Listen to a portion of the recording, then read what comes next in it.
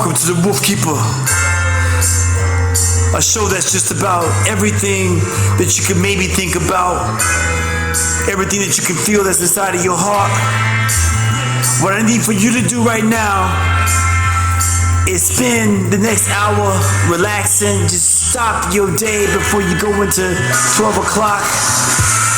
And I just want y'all to close your minds, open your hearts, and relax and go on this journey with me. It's a beautiful place that you're about to go, because I want to make you feel, I want to just open you up and think about some things you never really thought about. Right now, the Wolfkeeper. Come on. Good morning, y'all. Come on. It's the Wolfkeeper Show. Get ready. Come on, let's go. Yeah. Woo. Yeah. It's the Wolfkeeper Show. Your boy, Torriano Sanzoni. Yeah. Chanelli Nell. My boy Tyrone Scott somewhere rocking the Doogie Dogs.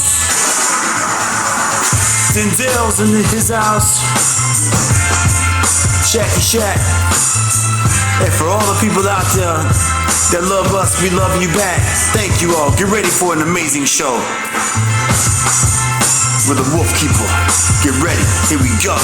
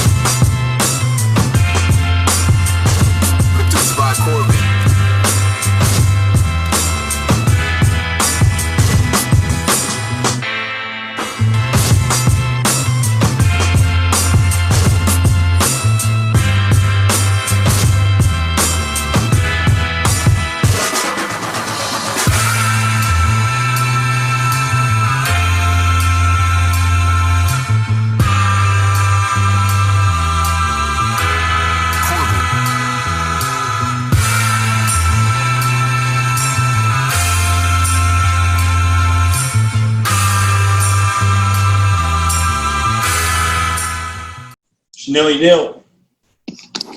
Happy Saturday. Good morning. Morning. Hey, Mary. We got a special yourself. We got a special guest today. Hey. Hey, good morning. Oh, and Greg Richards too is going. Greg Richards, the famous. Hey, Greg. Great. We got Very cool. everyone's here today. All right, we got to start the show.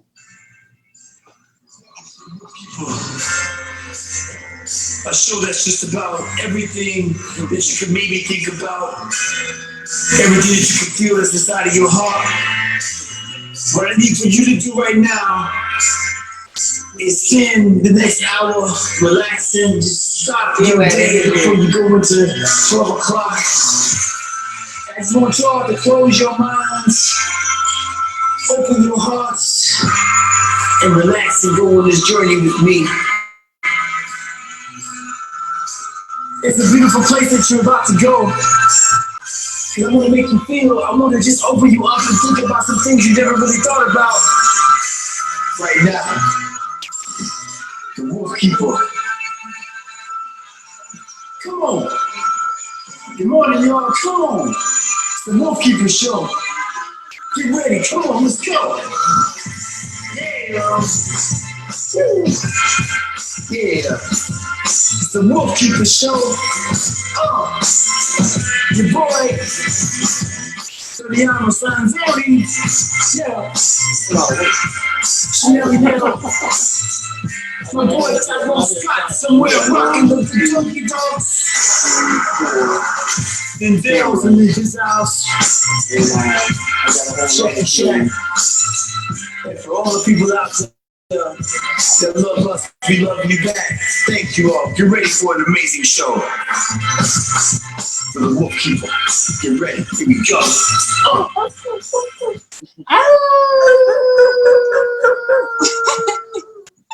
Yo, Mary Chen, Hello. how you feeling? I'm good. How are you? Man, we're all super duper ooper live. Everything is working. When all the technology works, that's a beautiful thing, right, Chanel Nail? Yes.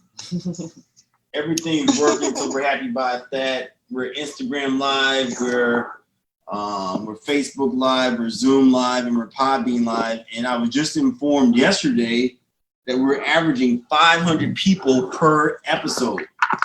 Woohoo! Yeah. Yeah.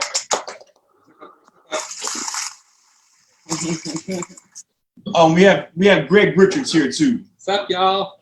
Happy Saturday. And special guest sitting in, financial guru Tara G. In the house. Mary Tan, I want to get right into it because you are PR extraordinaire. You're from my homeland, Minnesota. Award-winning journalist. I mean, cat whisperer. You report on cats.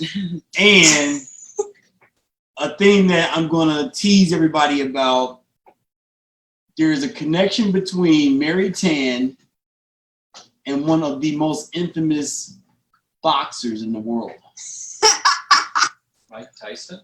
Mike Tyson. Ooh, the infamous. Mary Tan has a direct, just give me a yes or no if this is correct, if you have a direct link, a very special direct link to the infamous Mike Tyson. Mike's awesome. Yeah. So I don't know if you remember. Don't tell us yet. We're gonna. Oh, I just okay. want to tease everybody. Ooh, now I have to sit through the whole podcast that'll to be hear later. the Mike Tyson story. That'll be later in the show. We're gonna talk about. She But, was tigers. So, Mary Tan, let's first your fabulous resume because we're all business people here. I'm a professional dog trainer. Tara G's professional CPA, accountant, financial guru. This is my financial guru. I mean, Whoa. right?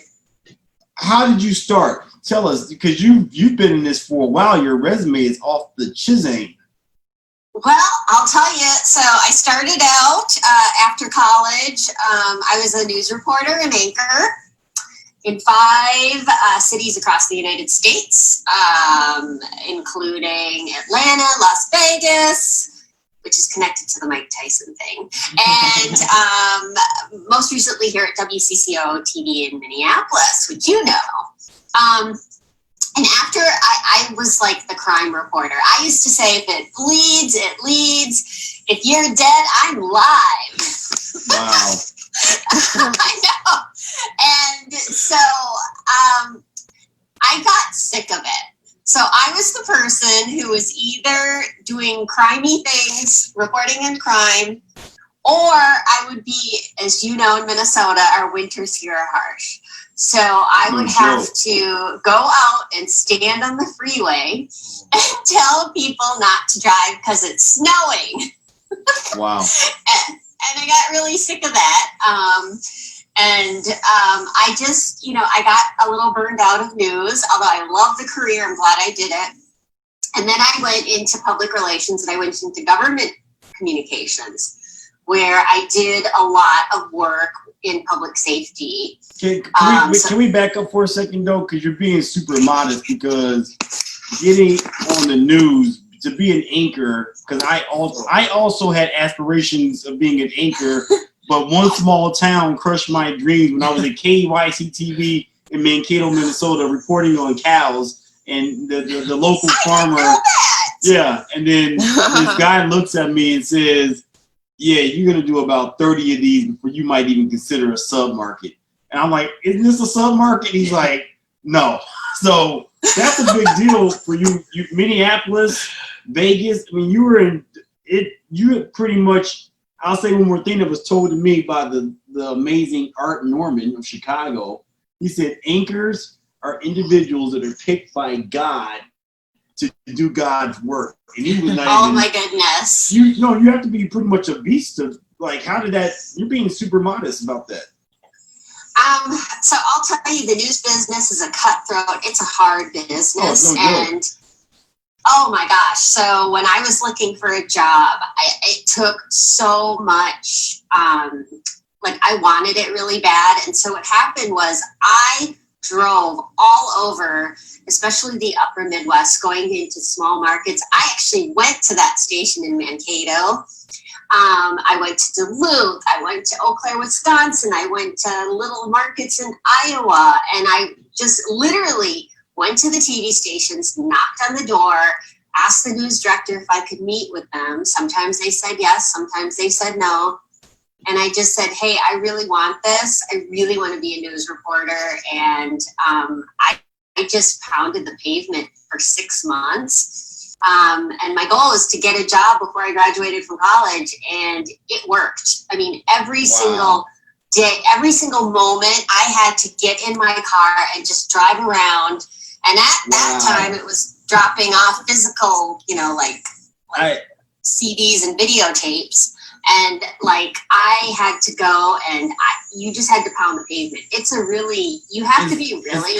It's cutthroat. I mean, same thing in your industry, right? Because you all are women of color, and pretty much, let's just keep it real, white, male-dominated industries. No offense, Greg, it's okay. If you guys are. Greg is using his white privilege. I went to the store to cash out my white privilege, and apparently my credit wasn't good, so I'm a little offended myself. Right? Sergi, what do you do? I mean, because you're in a male-dominated finance world like Greg, so you're dealing with the Gregs of the world. How do you? What would you say to the little girls that are out there that are trying to get involved? Because both of you all are beasts. You all are dealing with. You have to be diligent. You have to be, you have to stick with it. You just really have to stick with it. You don't fear anything. I live limitless. I'll tell the girls of the world, stay cute. You can woo any man with cuteness. I don't care how big you are in your life. I don't care. They don't care if my reports are late. They're like, Tara, that's a bonehead mistake. I'm like, I know, but I'm cute. So I keep my job. I work for myself. I believe in myself. And you just got to keep at it. You have to fight anything that you want in this life. You can have. You really can have. But you got to keep at it. Practice makes perfect. And you keep taking those steps. You're going to find challenges. You're going to find obstacles. You're going to find people that don't want you there. It doesn't matter. It doesn't matter. You are the only person that can get in your own way. Life is limitless. Do all that life has to offer. Be an architect. I want to build a gazebo. I can do it. And I am. Guys won't stop me. They won't stop me. Corona won't stop me. In fact, you bring that up and you are so dead on. So when I was in my news career, my agent at the time told me you have to appeal to white men because they're doing all the hiring. Right. So I bought a push-up bra. I bought a push-up bra. Yeah, like white men, like big breasts. I found that out. I think you could probably make a generalization all men like big breasts. Well, no, not all. Some of them like big backsides. So I mean, I've been doing my research. Mary T, I mean, is that true? I mean, because let's keep it real. TV gets a little creepy sometimes. I mean, like and let's keep it real. You're a woman of color in Minnesota, one of the whitest states on the planet. I can say that because I live there. And did you have to jump? And the reason I'm touching on this too, because I really want there's been so many terrible memes just flying around against Kamala Harris. Harris. Been going in on her, and I get politics and everything. I know that, that's how Trump gets down, but like, there's these little girls, and I didn't, this little girl I saw, she's like, oh, I see someone that looks like me. that's the vice president. That's a big deal for young women. I mean, I think that it's if you're a man, it's real easy to like take that for granted, like, oh, okay, whatever. It's like, but it's a big deal. But we can shield our kids and we can shield their minds from what they see. Don't allow the rest of the world to program a child. You teach that child that no matter what you see, you teach them the negative connotations that's on it. You teach them the way of the world. Right now, everybody's into negativity. People want attention. So whether it's positive attention or negative attention, it's still attention. So if they can get more attention for negativity, they're going to boost and promote all this negativity. So what you do is you center that child in an aura of positivity. You change the way they see things. So when they read those things, it's nastiness. It's disgusting. They won't pay attention. Yeah, they won't pay attention to it. The same way I program my mind. I'm like a 6-year-old kid, like, oh, yucky. Well, you're one of the most positive people. I don't want to see that. No, she's a beautiful lady. Some of the most positive people I know. But Mary T, if you were back in that industry right now, what I mean? How would you be navigating? Because even on the news, like, depending on what news station you're on, they're saying nasty stuff. I mean, what's your stance on that right now with the negativity in media?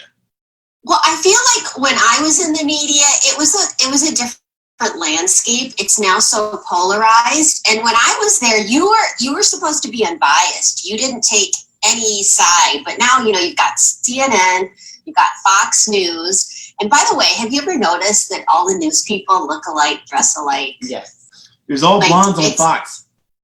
Yes, and they got the push-ups. Everybody's so programmed. Yes, everybody. Their hair is the same. They all wear the like, where's the originality? Yeah, I just like watching. Yes, but that's all by design, by the way. But if I had to navigate it now, I don't think I could. I would need to be more careful. Like, I would really carefully select who I would choose to work for, because in the past you could be guaranteed that everybody was pretty even keeled. There wasn't this shouting match on cable news. It was just real news. And now entertainment has gotten so far into it, and entertainment plays a huge part in the news because that's the only way to get people to watch now.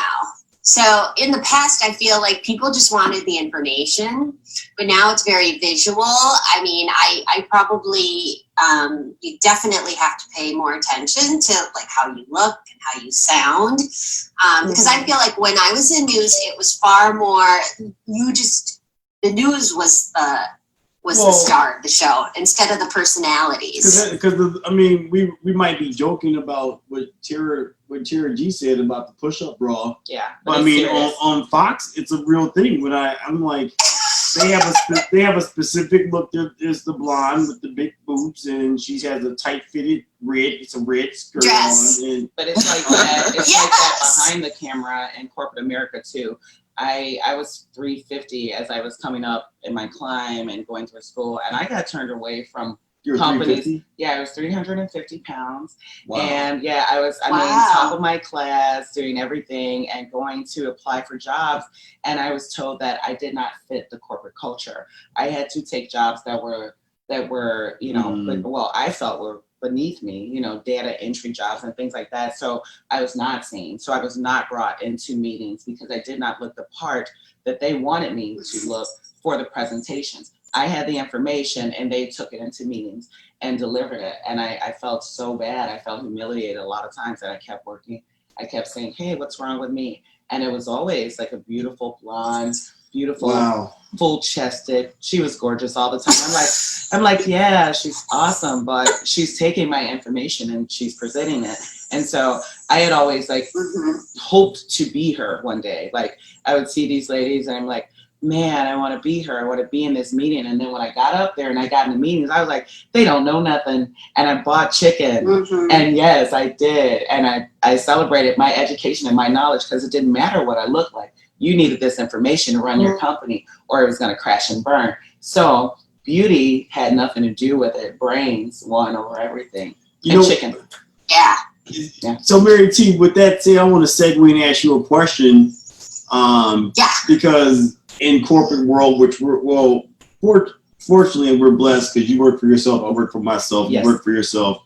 But a lot of people now in the corporate world have that one individual that made the wrong comment to the wrong person. Now they have this huge PR, just like Phoenix going on. Mm-hmm. Would you take? Are there any clients out there that you would turn down that you would not take if they were in PR, like burning world, like such as, for example, would you like in like the sexual assault cases, like some of these, because big corporations like right now are like CEOs are saying crazy ass things to women. I mean, just the Kamala Harris, it was like she got announced and it was like attack on women, an attack on black women. Like the memes are off. You know, it was like literally he announced it and I started seeing all these Joe in his whole memes like flying everywhere. You know, so would you take on any of the quote unquote bad guys?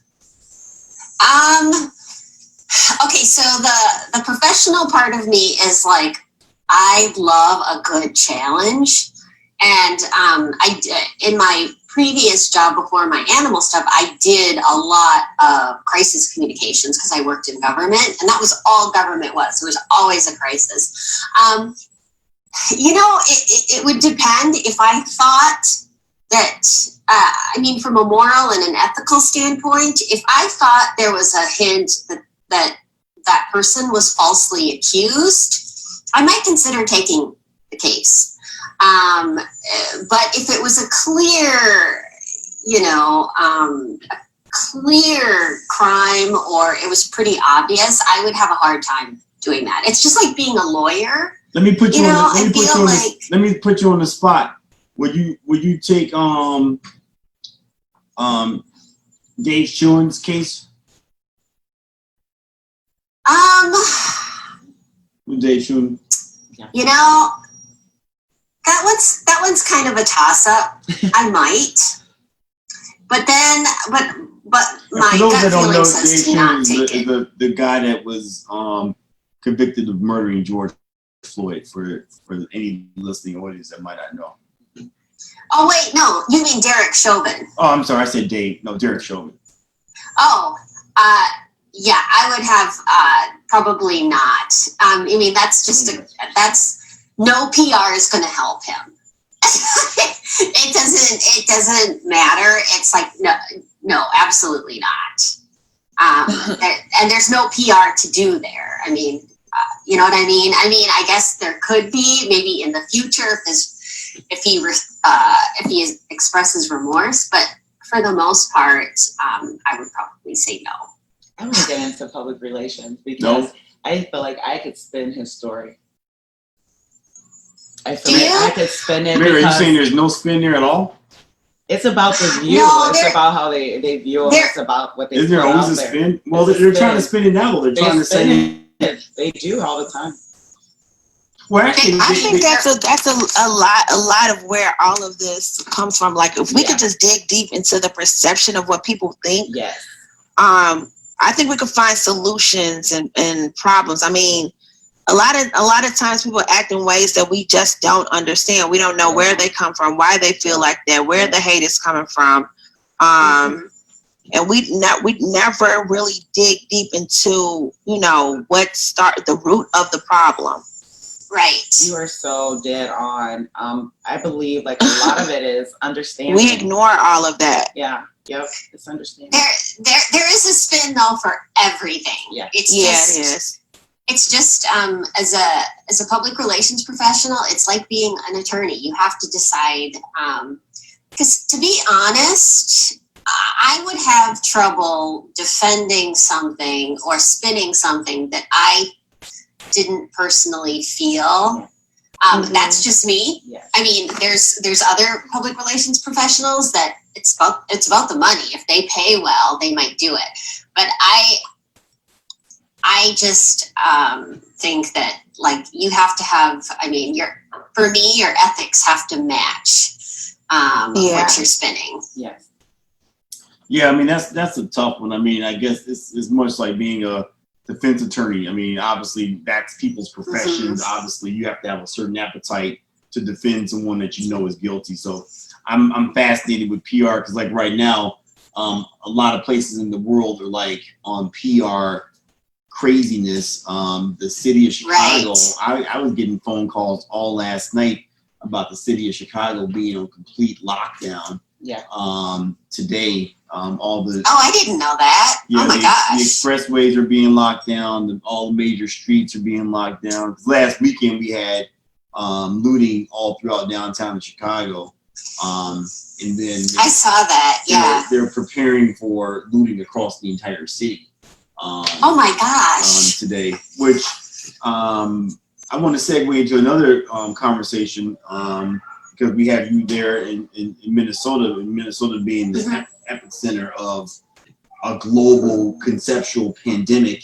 When I went to the George Floyd Memorial, it was one of the eeriest things I've ever experienced. I mean, literally, it was probably at least 60 people there. No one was talking. You don't even know where to walk because there's like street art, like physical street art everywhere. So you're like, I don't want to step on anything and get in trouble. They had people at checkpoints. They converted the bus shelter into an information center. I mean, it was one of the most intense. Like, I felt different walking out of there. Like it was so heavy. And then we're feeling the effects of that trickling down here to Chicago. What's your, I mean, everyone has a different stance on that.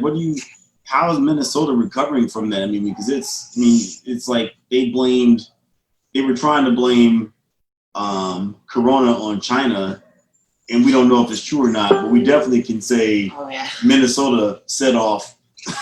Yes, absolutely. The biggest global fight in the history of the world. Yeah, I think a lot of Minnesotans, and talking from a lot of my friends are in the news business, people are in shock. When those riots were happening, we're like, this is Minnesota. And, Minnesota is predominantly white too. So it was like really strange, like that you turn on CNN and Fox and MSNBC and Minnesota was on the TV. So a lot of people here, there was a lot of my friends and myself, we brought food down there to try to help the folks. I have a lot of friends who live in the area, and they're really feeling the effects just beyond the actual incident. Their grocery stores are no longer there. They have to drive to go to their neighborhood places now because they're all burned down. And people are still kind of in shock that this got to the level that it did. And I also think people don't realize the racial disparities that were going on up here as well. And that's a big thing too, because the thing I was super shocked by with Minnesota was the racism against Native Americans that was going on way prior to this, because obviously in Chicago, not obvious, but I mean, we don't have a huge Native American population here, but there was, back when I first got there in 90, when was I there? 92. I was like, wow, they really are mean towards, like, that's a thing up there. And people don't talk about that, or the Hmong community that is discriminated against. And you guys have a huge Ethiopian community there. Yes. And why do you think those things aren't talked about at all? I really think it's the history of the state, and you're talking about many of the resident Minnesotans are Scandinavians. And if you know Scandinavians, they're kind of stoic. I mean, they kind of have that stereotype of being tall, blonde, and quiet. And, I used to live in Atlanta, and it was interesting because down south, it was, I felt like it was more open. It was far easier to talk about race. Up here, people are uncomfortable talking about race. And I think that has to do with the history of the state, and then also, in terms of like there was a lot of redlining going on, and the way they destroyed African American communities in St. Paul to build like some of the major highways and that sort of thing. And that's all like, there's a lot of, they're just not open about talking about race. Of course, the George Floyd thing, I think, changed everything, because I think a lot of white Minnesotans are not aware, especially the ones that are living in, you know, the suburbs, and maybe don't see as many people of color. They have no idea that this was going on. And so I think it's just opening up, it's just calling attention to racism that has never been, that was just pushed underground. People are just really uncomfortable talking about it, when that's what you need to get these issues out in the open and get more unity among the different demographic groups. And you know, it's interesting because Tara G and I, we did a gathering of young people. We got maybe 20, 30 young people together about 30. that wanted to talk about George Floyd, which and it was interesting because even while we're sitting there in the area we're at, you actually have to walk to us to engage with us, and it was at least 2 or 3 white men that just were like, they were very agitated by the fact we're just sitting there minding our business. They almost scared these. I mean, they did scare the kids. You know, the kids are out and trying to peacefully protest, trying to understand what's going on, and learn that if they stand together, that, you know, and something is going wrong, that they can, you know, impact. They have a say, they have a voice. Well, we're standing there, we're peacefully protesting, and the guys come up, they're aggressive, they're saying things, all lives matter. I mean, the kids are like sweating, they're getting agitated because they're like in their 20s, you know, early 20s, kind of mid 20s. And so they're getting agitated. Yeah, my children were there. And so I had to, my children already know, like, we don't address ignorance with ignorance. We don't, we combat everything with love. We really do. And so I had to stand in the middle of the agitators with my back to them and face the young protesters and speak a message to them. I was scared. I didn't know what the agitators were going to do behind my back. But what I wanted them to know is we don't feed into that, because that's what they do. They draw you out and your message is destroyed. It gets, you know, all caught up and wound up in all the chaos and all the violence and all the anger, and your message is lost. Like for me, I don't see race at all. Racism is something you cannot change because it's a feeling in somebody. You don't know who's carrying it until they act on it. You don't know who's racist. Racism comes from ignorance. It's just not knowing. People fear what they don't know. So if you understand that and you have an understanding for everybody, you don't see color. You see people, and people having a struggle with ignorance. And so we are, those of us who are enlightened and those of us who have knowledge, you conquer racism by informing, by teaching. I have no problem with them filling my hair. Yes, my hair is curly, your hair is straight. Yes, I love your light skin and your blue eyes. You want to touch my coffee brown skin? It's warm. It's, you know, you learn about each other. You learn that you have similarities, you have commonalities, and that's every walk of life. I'm one with the universe, so I'm really trying to preach that to everybody. That's awesome. It was interesting though, and just going back to what happened in Minnesota, I want you to weigh in on this, Mary 10, is that I'm gonna be honest with you, I didn't want to do any kind of organized anything. You know, it was brought to me by these young people, and I was like, okay, fine. I'm just like, I don't need any more new projects. But then what's interesting too is like when I thought about it, like these young people, they haven't been in school because here in Chicago, they were on strike earlier in September, and they've been out of school. So normally the places where they would normally have some kind of talk about it in the classroom or talk about it in the lunchroom, they experienced George Floyd without any platform. And it's almost that it's like as a parent, it's almost like you had to take a responsibility and talk to them in their little groups. I mean, in our little group was supposed to just be 10 people turned into like 30, 40 people, which you can't really say, hey, group limit max, you know, because they want to, I was just looking in faces of these kids. They want to talk, and then like I tell people, they say, "Oh, the looting, everything's happening." Like there's such a lack of leadership right now, just in general. Of what do you do? Because you can't have something like that happen and not address it. You mean whether you're addressing one-on-one, addressing in the group. Kids like being in groups. There's the schools in there. They don't. I mean, it's easier said than done to tell them to social distance because they're not thinking, "Oh, I'm going to catch corona." But are you? With all that said, what's today being, August 15th, 2020? What's the climate like that right now in Minnesota? It's, since May 25th. What's happening right now? Is it cool? Are you guys still bubbling? I think absolutely. I think there's a lot more discussions going on. I do know that there are resources for kids to come talk about this. There's Minneapolis is a very progressive community. And even though, they have a lot of destruction and some buildings that don't look great, I think that a lot of the community groups and a lot of the nonprofits are stepping forward where they are giving opportunities for especially children of color to come together and talk about how they're feeling about this with the help of counselors. I know I think some of the public schools are doing that as well.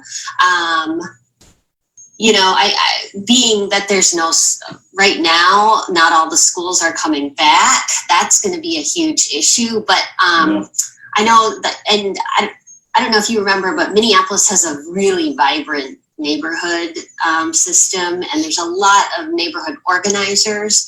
And I know in a lot of neighborhoods like Powderhorn neighborhood, they are doing like community meetings that are socially distanced where you can talk about the issues, where they are talking about racial equity and other kinds of relevant discussions.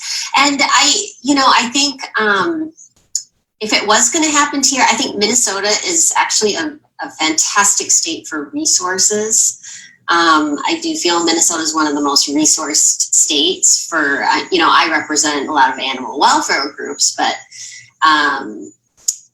they're just really phenomenal at social services and helping people. And so I do feel that there are resources out here. Of course, there can always be more, but the discussion of race and equity, I do believe is coming up in the schools as well. Do you see, in addition to that, what's the vibe right now? Like, for example, here in Chicago, they're preparing for a riot today. So, are you guys on a scale of 1 to 10? 10 being riot, George Floyd 2.0, 1 being calm, cool, come visit Mall of America. Where you all at right now?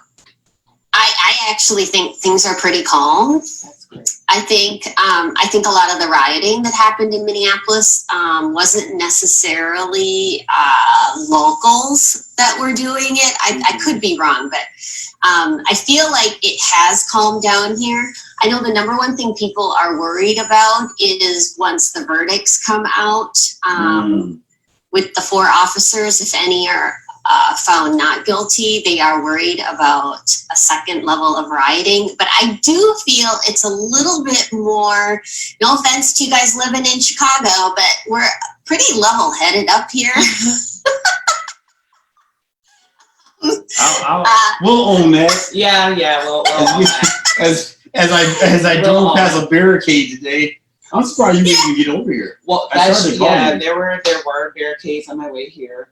I think that all of this has created a awesome platform for parents to sit at the table and address these issues with their children, to have those family conversations. How are you feeling? How do you do this? This is a great segue for families to do that. However, we have a lot of youth in Chicago that they don't have the family structure. They have lost their families to senseless gun violence, which has been something that has been plaguing Chicago now for a while. So you have a lot of kids now that are left to raise themselves. You can have all the information in the world, but if you don't know where to go and get it, it's just like not having it. So they don't know that the resources are there. Some of them aren't welcome to it because they've never done this before. It wasn't introduced in the home. So they're uncomfortable to it, and they're listening to social media. If Instagram says, hey, we go fight, then here comes a mob down your street and they're going to go fight.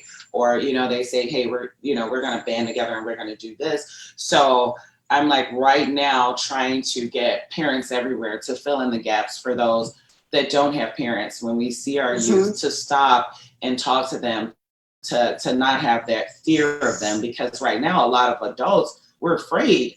We don't know how they're going to respond. We don't know what's going to happen. And then we're thinking about our own children and our own lives. But in able to make things better, we have to be brave on that level. We can't fight the leaders of the free world. We have a choice, the majority rules. So whoever gets picked gets picked. But with our kids, we can do that, and we can minimize a lot of the damage by feeding them knowledge and, overriding their ignorance. Yeah, absolutely. Wow. I know some of the streets around the George Floyd area that were shut down previously, they are now opening back up. So there is a level of normalcy that's starting to come back, which is good to see. And we're gonna, I want to segue to something, and peace out to my friend Craig Smith, who last week in San Francisco, who said he's been watching the show. So thank you, Craig Smith. And he said, could you talk something about COVID and what's happening? So that was our moment in time spending that. Now we're going to talk about something a little less intense. I want to talk about these things right here. Ooh, kitty. My favorite. I should have brought my kitty. For those that don't know, that's why people think that I am strictly the dog man, but I am not strictly the dog man. That is my Himalayan kitty named Buddha. She's a smushy-faced kitty. I love this cat. Cats are so majestic because they just don't give a fuck. They just do what they want. Yes. You can't really make them do shit. They're me. I'm a cat. A cat. When they take They a don't shit, listen. they take a shit in front of you. Yeah, don't tell me what to do. They hide it. You're my pet. And they walk on your couch. They walk on your counter. Like, I didn't even realize I was a bad cat owner to my friends. Peace out to Allie and Katie if you're watching. They're like, you're a bad cat owner. Because which I've like sometimes with my clients, Tara G, I train her doggies. She's not only my financial person, but she's and Tara G, she keeping it real. Tara G's dogs are out of control. My dogs are living la vida loca. They can do whatever they want. They can have whatever. But I didn't realize that like the cat shouldn't be on the counter. That you can control that. Cats are on the counter. Oh, my cat, he was like wowed out. He just basically had he would leave out when he wanted to. He'd come back. He was like slept everywhere. I didn't know that you could even put any kind of structure on cats at all. So Buddha now is he went to cat camp. And he's doing much better. I'm a better cat There's a owner. cat camp? Right. I just learned about dog camp. So I'm a better cat. I didn't even know, which I was like, wow, I'm a client. Like when my clients are like, my dog's not that bad. Yeah. The dog. So you're like, what am I going to do? Parents that are in denial. Not my kid. But no, Buddha's much better now. So Mary T, tell us, how did you get involved? Because you know so much about cats, and then we got to talk about a mutual friend that I met at Sterling. We'll talk. Yes, we're gonna talk about Sterling is so We're gonna talk awesome. about you and your cat. How did you get involved with cats? Because you're like cat queen. I know, so growing up, I had a traditional, my parents were immigrants. They were traditional Asians and they didn't like pets. In fact, I would ask for pets and my dad would say ZPG, zero pet growth. And I'm like, what? And so my sister and I, when we were in college, we both rebelled, and my sister went the rabbit route, and she had like 8 rabbits at one point and 20 finches, and then I ended up just getting cats, and I had 4 cats. Now I only have one because he's on Prozac and has some issues. He's a little devil is actually what he is. But cats have always, so as a news reporter, I was working long days and I could not get out to let the dog out on a regular basis, but I really wanted a pet. And so that's what attracted me to cats is they had the sense of independence and they could stay home. They didn't have to go outside to go to the bathroom. And so that started it. But then I adopted from my local shelter. And then I started hearing about the plight of pet overpopulation. And I started reading more and more about cats. And I'm going to be honest, cats are second-class pets to dogs. I work I'm the public relations manager for Animal Humane Society here in Minnesota. Yay. And it's interesting because in terms of demographics, the wealthier you are, the more likely you are to have a dog and the more dogs you own. That makes sense. The less resourced you are, the more cats you have. And so it's a saying, in the animal welfare world that cats are pets of the poor. And if you go into, if you go into a lot of low income and challenged neighborhoods, there's always a lot of feral cats around. And these cats need to be spayed and neutered. And because cats can procreate so quickly. Yes, and that's why I want to get rid of it. And so I've kind of taken up cats as I want to make a social change. And also cats, the whole crazy cat lady image is really discriminatory towards women and cats. Because when you think of cats, people think of old women, probably old white women wearing moo-moos in a really dirty house with 40 cats. And you really I think, but look at Toriano, you have Buddha. You're not I want a black men with cats. I'm starting a group if anyone wants to join. You're not a cat box lady? Seen your cat. He's not a cat box lady. We've never seen your cat. I know, because he's kind of. I guess it's. I'm gonna bring him to work one day. Yeah. He loves dogs too. No, I know that. I don't know any. Which I want to segue over to, because one of your clients, because you own Whisker Media, which I love that Whisker Media. I do. And you represent Sterling, the cat dude, which I was in Austin, and a friend of mine you want to go to this party? Is this black guy that's all about hip hop music and cats. I was like, dude, that's fucking crazy. Of course, I can't turn that party down, right? And Sterling's connected to Tech 9, right? He was with them for many years. So his story. I just love that Tech 9, Sterling, and cats and hip hop. It doesn't get any better. Black men and cats and hip hop is the future. That's what's going to save the world. That's going to change everything. That would. You have to have him on as a guest, and his whole mission is his motto is you don't lose cool points for compassion. And when he quit Tech 9 to work at an animal shelter cleaning litter boxes, which is crazy, his fellow rappers thought he was nuts. And so he went on this mission he talks to a lot of, he loves talking to little African-American boys about the wonderful things about cats. So he's trying to he really wants to target African-American males as cat owners. And it's fantastic. I mean, there's in the animal welfare field, there's no black men in animal welfare. It's just Sterling. What? Yeah, for sure. Yeah, that is it. Now there are some African-American women in rescue, but it's not, I'm trying to think, Sterling is it. And he's the only one talking about diversity and equity in animal welfare. Wow. And too, Mary, we, as Chanel Nell knows, we always like to bring up the money, right? Because I like to encourage people new careers. And you know about the money. That's what you do. Young black men out there, great profession to get involved in, because I'm not going to go get involved with animal will. I mean, it's a huge industry. I mean, some of the biggest shelters, I mean, right here at Paul, Chicago, they do one event. Their fur ball per year generates about $1.2 million a year. Like just that event by itself. I mean, it's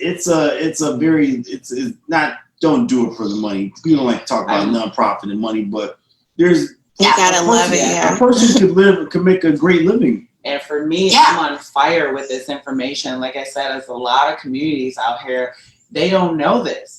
They don't know this information. So my brain is on fire because I'm going to distribute this information. I'm going to go ahead, find out what steps have to be taken, put a program together. I might have a group of little 8-year-old boys that already love cats and dogs. And it's like, this is how you give back. And you give them that information and you funnel it through these communities. And now we have Black male rescuers, you know, but I bet you if you go to, I know I was raised in Inglewood. I didn't know anything about being a rescuer. I just took care of every cat and dog and bird that fell out of the tree. I still do. But if I knew the path to be on for that to be a career, you know, or profession for me, that was something I definitely would have done because I have the heart to do it already. But if, you know, with that, and Mary T just brought a good point because about cats in the hood, because you just found a cat. Oh, my cat, my kitty is so bad. And my ex, Cheyenne, I asked my daughter, where did she find a cat? And she found her in Roseland. I said, see, that's why she's a gangster kitty. Yeah, our kids, our dogs are suburban, and she keeps sticking her hand in the cage and smacking him in the nose. I'm like, she's rough. She came from a rough neighborhood. Yeah, she's a tough kid. There's cats. It's my guardian cat. Oh my gosh. Yeah. And so Sterling goes into, so he does what's called TNR. Do you guys know what trap, neuter, return is? Mm-hmm.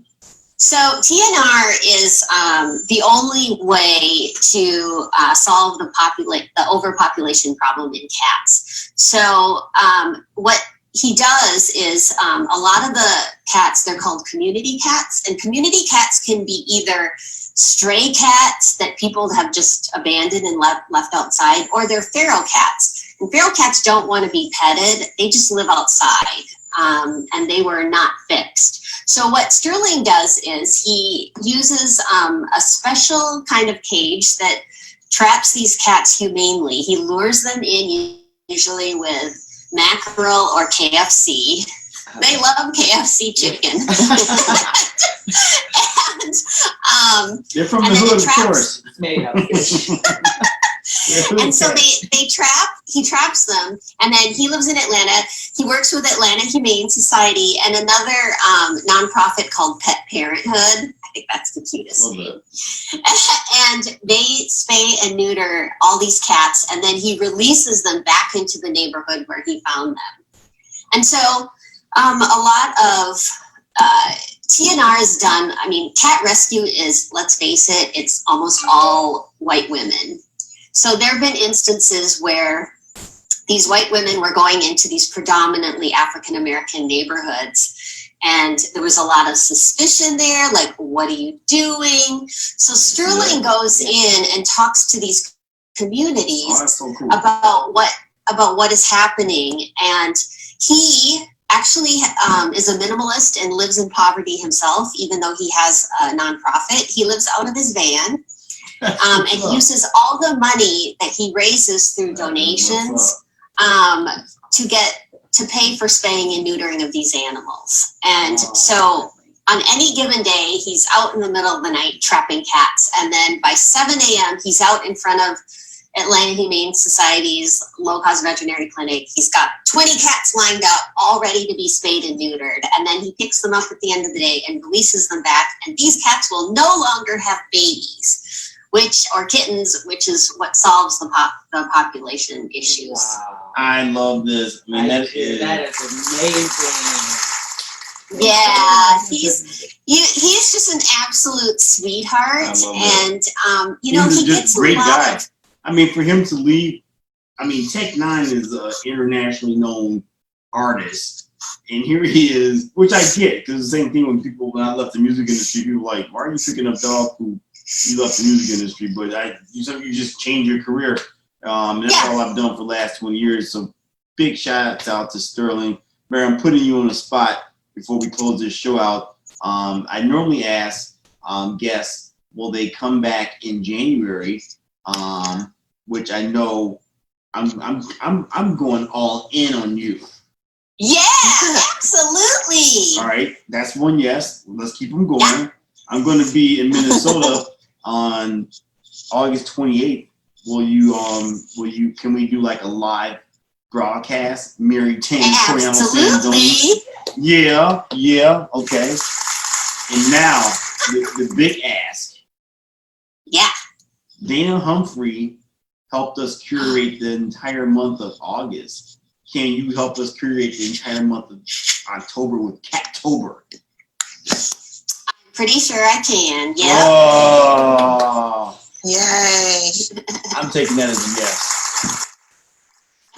Okay, before we go, as I promised, Mary Tan is connected to Mike Tyson in some shape, way, or form. What do you think, Cherokee? How is Mary Tan connected to Mike Tyson?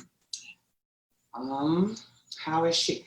I think she takes care of his tigers. She helps him with his tigers. I've actually seen his tigers. Ooh. Uh-oh. So, Chanelli Nail, what do you think Mary Tan's connection is to Mike Tyson? I don't know. I think she's connected somewhere with some of his pets. I don't know. All right. Mary Tan, this is so unbelievable. That's why your resume is off the chain. That's why you and I, first time we talked for like at least an hour and a half, because you were supposed to do another phone call, but you ended up talking to me, and I know I was talking and walking, so I made it around the entire block, like all the way to the end of my block, back to Ashland, and I came back to my store, and you're like, okay, for real, I got to go now.